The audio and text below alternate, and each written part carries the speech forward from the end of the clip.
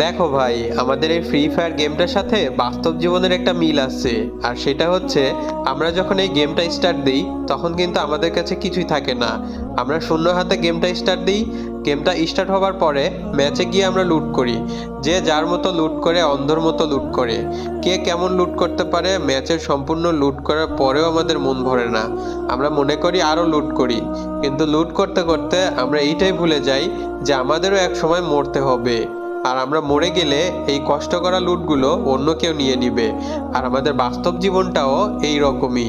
আমরা যখন এই পৃথিবীতে আসি তখন আমাদের কাছে কিছুই থাকে না।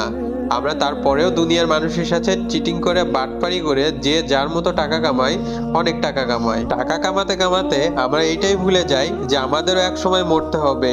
আর আমরা মরে গেলে আমাদের সঞ্চয় করা জিনিসগুলো অন্য কেউ ভাগ করে নিবে।